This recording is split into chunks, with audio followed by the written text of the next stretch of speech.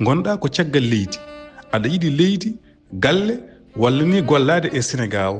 Global Invest SK bismimama jeegu tereji jogiiɗi kayitaji laaɓɗi galleji moƴƴi biroji juutɗi nokkuji demateeɗi Global Invest SK ina waɗa hen ko weɗɗa luugol galleji e nokkuji joɗɗi ko gollal ngal Global Invest SK seedana Global Invest SK ko wallude e wallodirde e ɗanniyankoɓe no koɗiri eno ɓamtori e Sénégal kala jiɗɗo hebde hen nokku Global Invest SK wi wodat ko nanuɗa e ngalu ko heddi ko aɗa yoɓira seeɗa seeɗa ha nde gasnuɗa keɓa nokkuma kala jiɗɗo jokkodirde e mabɓe yo noddu e 00221 78 457 05 50 Global Invest SK ha yo jam ari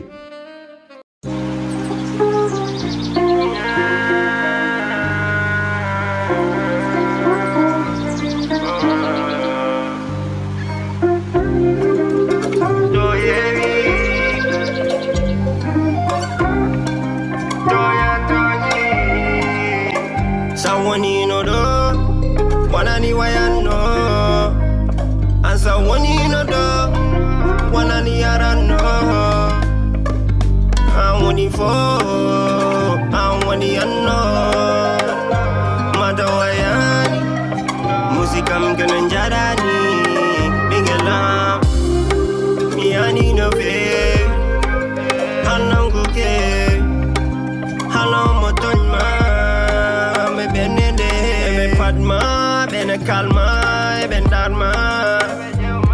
chakalma, ebe peuja ya calma. Do yewi, do ya toni. Je t'aime à la folie, Fomani anani,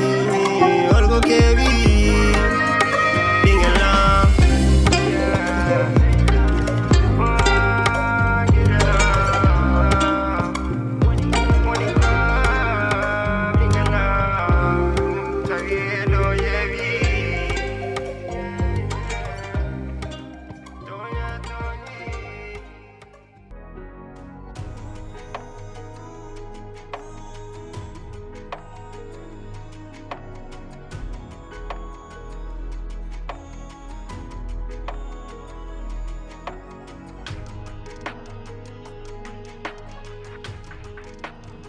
Allô?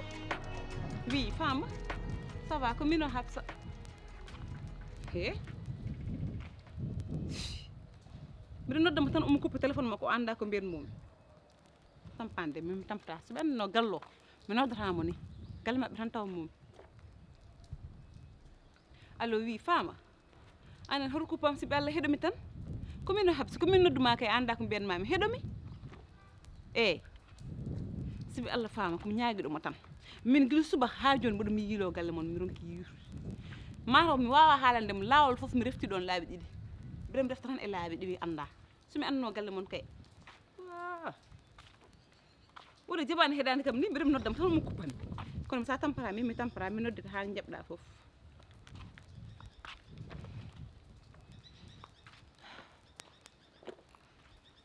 ay allo fama sibi Allah hoto kuppam fama heɗomi tan komi ñaaguiɗomo sibi Allah ene laari muɗum fama komi jiɗɗo jiidiren jewten kalden kawren anda fof ko mbiyanmami joguema haaju ko haaju tiddu non hay goto nelani min hay goto nelani min komin yiiɗi yiidema tan yewtude ma mbiɗa joguema haaju sibi Allah jaɓanam ɗum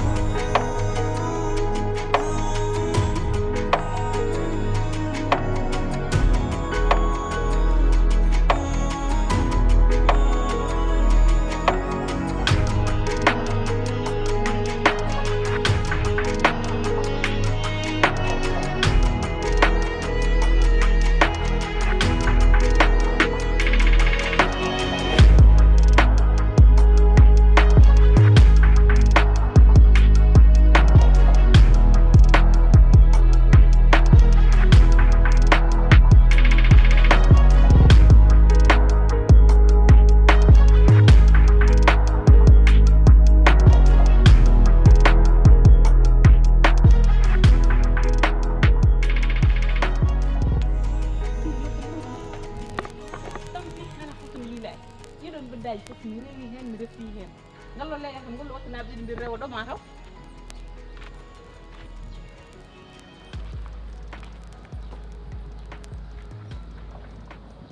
ay fam ci ba jitu de mini re ko paran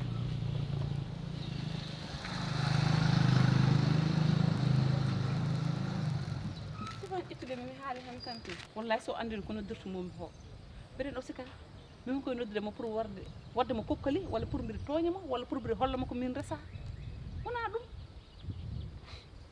noddamo tan omo kuppa somi anduno gallo he cukalel anda galle faama en ala min non kadi gasi hade mi yahata mi jooɗo haade o jaɓani tan fof kono ko sikkata ko wona ɗum wallahi allah wona ɗum mi noddirani mo mi yarani galle mabɓe pour wadde mo kokkali wonko tan jimmi laaɓayde hawram he wonko jimmi tan kadi hakkille mo laaɓo wonko jimmi tan namdade mo ko ɗum tan cohlumi kono moƴƴi jaha mi yettoyo galle meɗen wastade somi yeehi ha galle hakkille makko somi miccimomi somi noddimo mo noddam siko tampi mi yirlima tan ha koye paɗam taƴi ni e laawol he heɗomi ɗo fara mi haalanma ɗo joni mi anda ka reedu mi anda wona reedu wiide min takke min waɗma reedu ɗum kam horo cross hakkille ma o mi haalanma ne wona ni tan mbatton an no foti copain joguiɗa lawol gotol tan mbiya ka reedu an ɗum no wona he hoto hangin hoore ma de mi ala hen de ɗum kam ko haaju ma ka reedu wona reedu ɗum kam haajam ala hen horo miijo sah ko min woni waɗma reedu est ce que laaɓi voilà an a wona neɗɗo haydara so wonna neɗɗo haydara a darata ɗo yeesam aɗa wiyami ko mbiyata ko so sa mi tawoytuma worɓe mbaɗma comme no mbaɗɗa kam ni worɓe no mbaɗatma hono an boy ƴew cikkara mi anda ka ange mi anda ko hollum sa wiɗo aɗa hanguinɗo hoore ma ha bamiraɓe ma en sahne tinno ɗum walla yumma en hey heɗum kalantumami ko mbaɗɗen ɗon ñandeno ko hay dara ɗon en mbaɗani hay dara en mbaɗani ɗon an no foti copain an joguiɗa no foti laaɓi lelduɗa e copain aji ma mi anda holon copain ma oɗon aɗa wiya ɗo en min waɗma reedu an a wona neɗɗo haydara an e bari ko baba waɗanmo ko foof haas mi jiɗɗum fof tottumo jahoɗo belɗo hande darɗa ɗo e mbiya an a jibinani ɓiɗɗo à partir d' aujourd'hui ɓe ganda e hoore ma nde ko mbaɗo avorté te a wonta kam yiide wotma artude yet aɗa wi naggam mbimami a avortani ɗum haajam ala hen anen je ɗum wondaka et puis ittu ɗum e hakkille ma ko min waɗma reedu a faami eyyi ɓittani haydara mo an kaldanmi de mo an kaldanmi de mo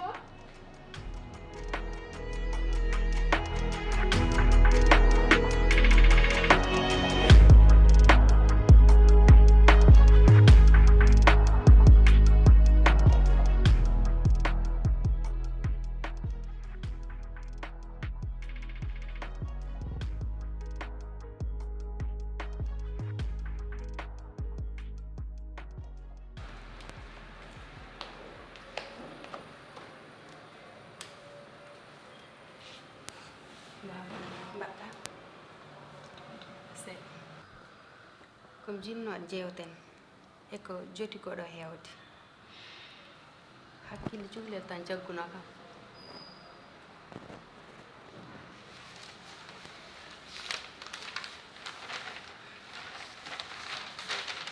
e aussi mi yi hakkude me e yayam welani comme no welirno ni yedde fof ko addi ɗum ko min addi ɗum te mbeɗa yiɗi jaafoɗa kam no feewi mi yiɗira ɗum noone hakkille cukalel jagguno kam te mi mimsiti ko mbaɗirnomi ɗum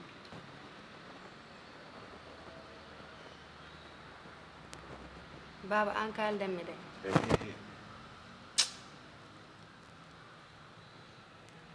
oto tampinam haala ko garnoɗo pour jafnuɗa a nanta ko mbimami ko oto tampinam haalaare wiyami kom garnoɗo yafnade ayi a yafta ko baba an kaldanmi de baba andi gueɗe cukalel tan jagguno kam ɗum tanno kam yidde jafɗa fontamede gueɗe cukalel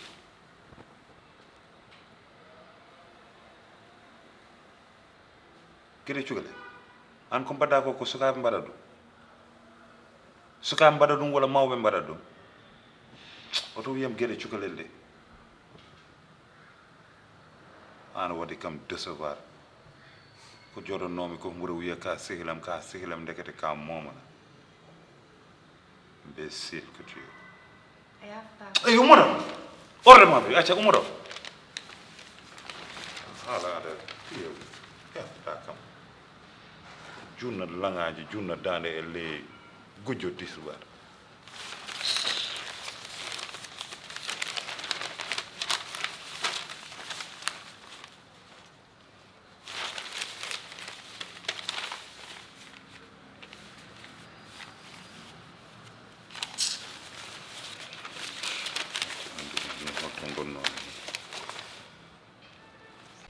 ala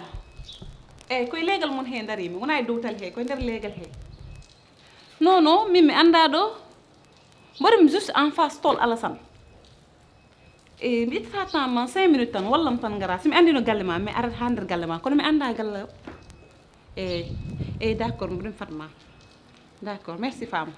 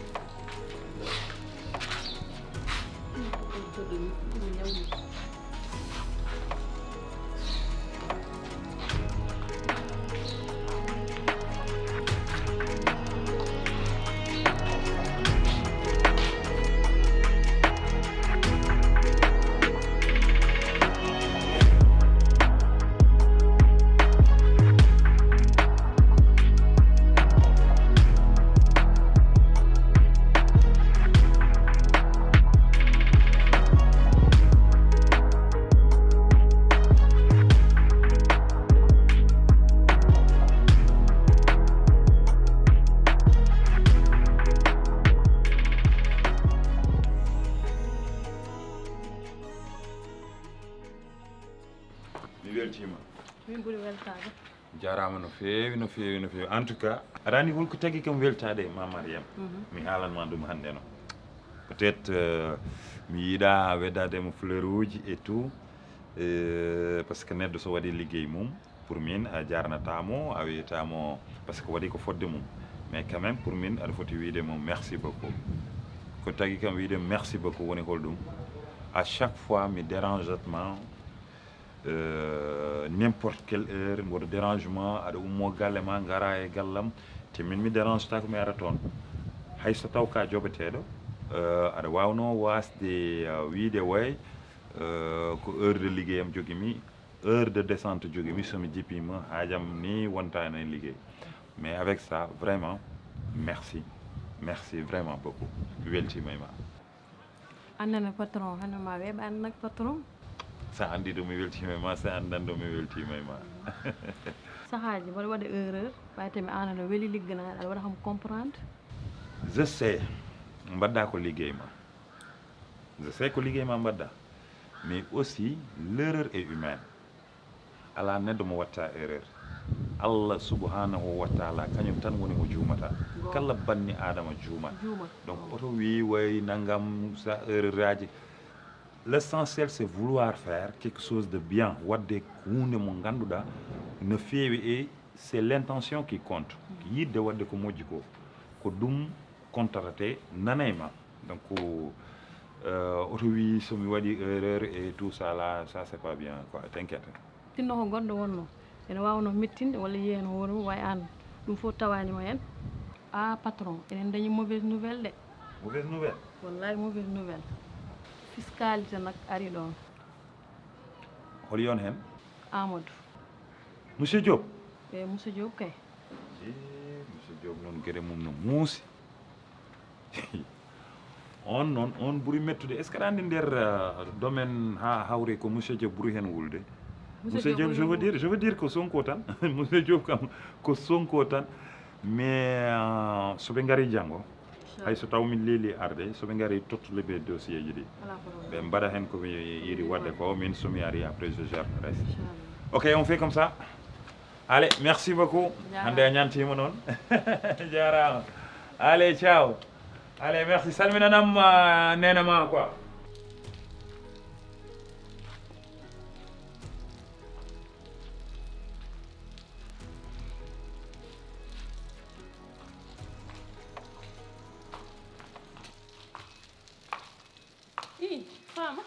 Fama ça va a seli ma day tampere ça va bien yo min mbiɗa soynoma o ga bangue nde ko ga gummorɗa ay ko ga ko dirmi mi anda ɗo darnom gilnani haade mi noddudem ɗo darnom gilnani ha ɓoy min fat mi yaha ha yesso ne wawi taw ko oto bangue kodirɗa ay galla min nando juste 0 mètre gonka e ça ça va ala selli jam tan ni fam min noon ko jam tan noddirmami eyyi ko jogade ma haaju toon e yidde yewtidde ma ɗum taki jinnomi yiidema ko gonga ni ko Allah waddata foof Allah waɗi en jotani tawodirde e nder galle he kono mi nani haala ma e nder galle he donc sa yi ɓeyɗum noddudema yidde yewtodirde ma sibi ɗum koye galle he gonmi kono won gueɗe ɗe kumpami par ce que wonko ɗefmi wurde hen seeɗa donc an mi yinno tan andude holko addanma yaltude galle o holko wonno probléme ma ha dewgal ngal gassi Hafsa aɗen ko kalantuma en so woni ko haala adama kalanta ham walla so tawi ko ummu nelma yam kadi walla so woni ko kaw nelma yam jinmi ko kalna ham te min mi yiɗa nande haala ɓeɗon on galle mi yiɗa nande haala mabɓe est ce que a faami fama deñu hakkille ma wona ko cikkuɗa ko hay goto nelanimi wona ummu wona adama wona bammamma hay goto komin ummori koyɗam guir arde haalude ma sibu amadjane hankkadi ko min resa ɗon e galle he koye galle he gonmi kono mbiɗa yiya gueɗe ɗeɓe ganduɗa mi famani Hafsa min ka hesta haalnani kam min man anduno no adama risi kam de oɗon jaltidanno astafirullah ay fama no mbawruɗa haalde ɗum aɗana juuma noon sibu wona ko cikkuɗa ko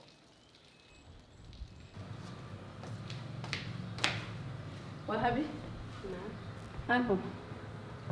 saham sohli arata ko less ɓuuri hakkam nodde téléphone yim ara mi notoma dow haydara ala yande walla gara suudam wona suudam garanɗa heure mo cohluɗa kam foof walla neni ma haɗanma ar suudam non non wona ɗum sah de joni ko tagui joɗɗa dow ɗo mbiya min yomi ar en tant que mawnuma te less tawatnoɗa kam a yiɗi probléme maji mbayi hewde galle he ɗum tawi kam noddude mbimam ya arɗo hen ɗum de ko gonga joni ko woni probléme o somi haalnima a haalanta hay goto comme no mbanɗa ni ñani hen hani min guel ɗum ko erreur tan gonnoɗo meeɗa andi min moom a haalanta kam secret mam meɗam haalana hay goto noon mbiɗa de yo ɓerde ma dam ko mbinoɗa ko ñani hen e suude jiɗmi jewtiden hene ko mbinomma pour me ɗum ɗo yo jinmi bonnude rendu reedu eyi mi yiɗa hay goto anda sabi ɗum haɗa bonna reedu ma a iwa bonnude avenir am e jangdam te babam e yayam ɗi probléme aji ɗiɗi gondi ɗe balɗe tan joni mi yiɗa fawde probléme aji goɗɗi mi yiɗa ɓe tina min guel ɗum de kam ko gonga moom par ce que ɗe balɗe fof moom mi yi nene ma e baba moom ɓe gonani a jaam surtout ka cuklir toxel a siwa yahde ɗum dega ani janga ina wawi bonnu hakkude nene ma e babam ina wawi bonnu avenir ma par ce que ɗo gonɗa ni ka cuklir toxel a siwa yaɗan dega te ak ndu reedu sa hen joguima hay goto yiɗatama hay goto raratama te aussi jangde ma moom avenir ma moom yakkima ya andu moom fehrima boni a aduna moom par ce que ɗo moom sa woni cuklir toxel ndeɗɗa hay goto yiɗatama te kala jiiɗomo nak jagguirama ko debbo bonɗo a wonta dañi hanti avenir a aduna he ɗum moom ko gonga mi jaaɓi te aussi moom mo wi wona kañum jibi woni bamum cuhlel nguel surtout moom mo ganduɗa boni salimo reedu mum ɗum moom sa haali mi wallam hen par ce que ko gonga ɗum tawno kam yidde mballa kam itta taw hay goto tinani ko mijotoɗa ko eko woodi ko wona gotum adama ndew serment ha jaltuɗa galle ha iddo timmi ala fof feere nde o waɗani ala fof feere nde o haalani ala fof to noddanem ala fof to haalani pour yidde dewgal hakkude makko kono ko min sali heddi ho noon dewle kumare ko dow ko Allah haaji hakkuno men ko ɗum joni Allah haaji ala ko min mbawi hen kono min ɗum fof e waade noon gardume ma ko sibi Allah sibi mbiɗa ɓe galle he mbiɗa wuuro komi anda mbiɗa wuuro ɗon komi sikkano donc addi ham tan ko namdade ma conseil aji kalna ham holko woni cause divorce ma minen mi wawa jortorade mi wawa joɗade dewgalam mi wawa fewnude dewgalam ko ɗum tan addi ham wona goɗɗum Hafsa min dal aɗani ko madame mami conseil saɗa yiɗi jaam oɗon galle jiɗmi ko jaltama no ɓuuri yawde e yaccare ƴewya gorko goɗɗo resma ɗum tan madame mami conseillé ok mbaɗami ya ijam fama darta ko mballa kam sibelle mi haalde ma fama wa min kam min heƴat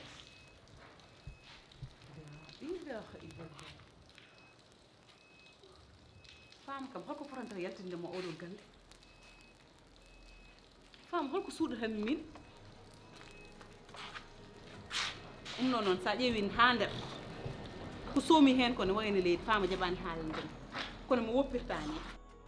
so tampani mi tampata so haaɓani mi haɓata sana gandumi ko woni nder ko mi woppirtama noon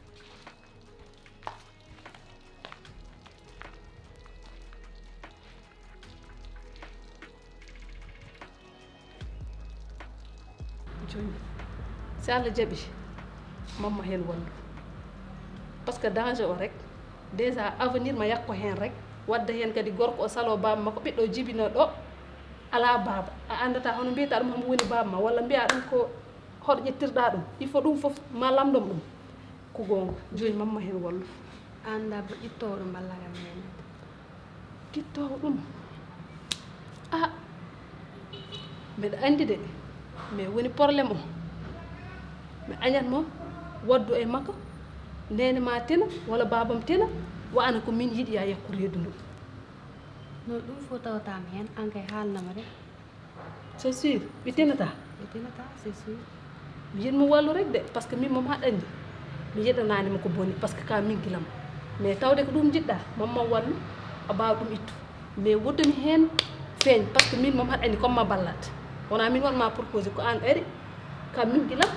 jiɗmami hen wallu te an ani ko jangde ma hay jangde ma yakkoto saabu andi reedu moom hay goto jaɓata yaara école to an a reedu ma hay goto jaɓata ɗum hay école goto jaɓata ɗum ɗum tahno kam yidde mballa kam ƴetta guila hay goto tinani min guel min de mamma wallu par ce que ka min guilam mais nak mi jogaki numéro neɗɗo o jakkaɗa mi meɗma wawi waddude makko mi haalanma kabine makko ɗo woni walla mbaɗa tappe a réseau he tiktok he page tiktok makko mi haalanma inde makko mbaɗa tappe mbaɗa recherche daña ɗum par ce que min mi ala numéro déjà mi waddano sehilaɓam tan ɓe jaha toon mais woni probléme o wotom hen feeñde no a feñta hen an kay walla mi guitto hen rek woto goggo am tin woto babam tin hay goto tinta inchallah an kay haalnam guittowo tan ha joni moƴƴi joni an aɗa jogui haalis mi jogui de wawi heewani foti on joguiɗa 300 000 joni moƴƴi joni min mbiɗa jogui 200 000 mamma hen ɓesdan par ce que kamum ko 250 000 lamdoto taw jiiɗa comprimé ji ɗe goɗɗum féréji goɗɗi ƴettata hen joni sima ɓesdini 200 000 o wawma wat permettre jaaha mbawa dañ ko totuɗa ɗum eyyi mi nani so Allah jaaɓi e wallahi so wotom hen feeñde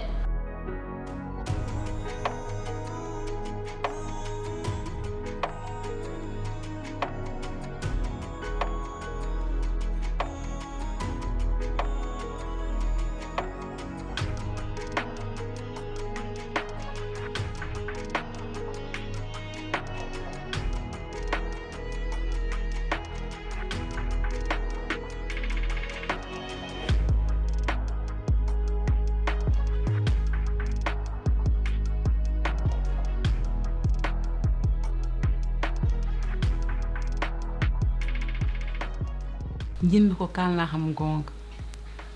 mi yiɗa fenade mi yiɗa aɗa suuɗam hay batte par ce que waɗanno waɗi min hankadi komi debbo ma so wodi ko namdimami sa haalnan kam mbiɗa wawi nande ɗum banggue goɗɗo donc haɗem nande ɗum bangi goɗɗo haalnam haalaɓe ko jimmi nande ko bébé hakkunami ko ɓoymami ke hoye mbiidi ha joni kañum woni hen mini haydara ala hakkunde amen so wona ko grand sœur makko desnomi ko ɗum accima galle to mi sikkan haala en kaali hen à multi reprise